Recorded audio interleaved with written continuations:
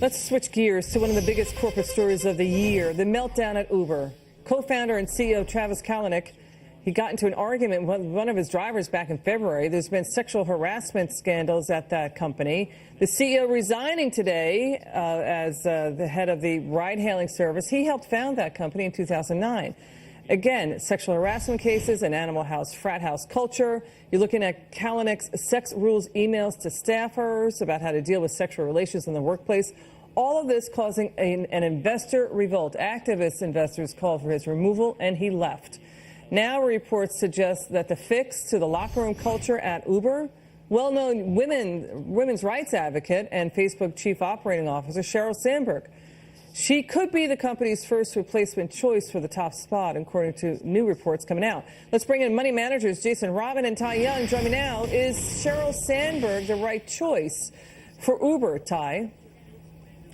You know, she could be. There has been, as you pointed out, Liz, a Animal House type atmosphere. So much so, they brought in Eric Holder, the former Attorney General, to investigate. And the company, frankly, is in decline, and they need a fresh face. They need somebody that can get things done, and she just may be the right choice. Yeah, to Ty's point, Jason, Uber, it seems like behind the scenes, it's in complete disarray and a meltdown. It still dominates 3/4 of the market.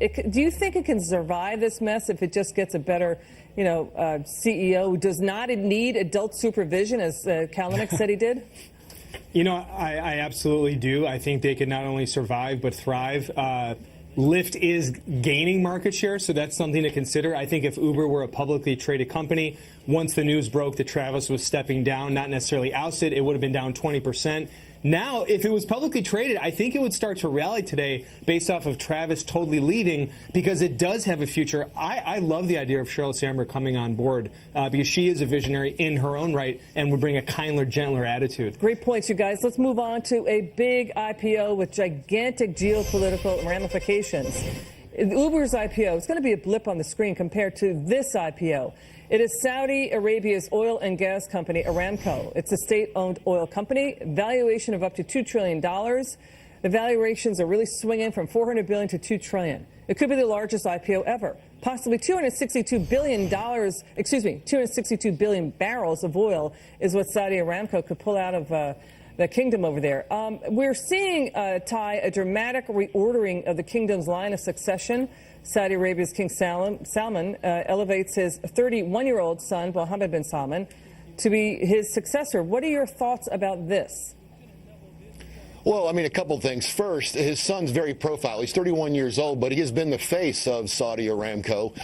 He also has been the face of the modernization of Saudi Arabia, a program called Saudi Arabia 2030. And he's been in charge of the diversification of the Saudi economy from just an oil economy to far more and other things. So he's a very high-profile guy. The king is 81 years old.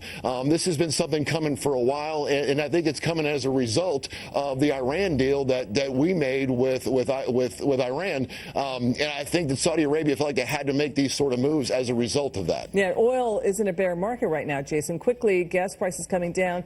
When this comes to market, what would you think will happen with oil prices? Well, oil prices will continue to stay below 50, I believe. But I do want to make a quick point to whoever's watching out there regarding this $1 trillion IPO. You have to think about who's the smart money and who's the less smart money. Why is Saudi selling now? You do not want to be a buyer in this IPO. They are cashing out of what they feel is a dying industry. Interesting. Jason and Ty, thanks so much. Come back soon. We love having you on the show.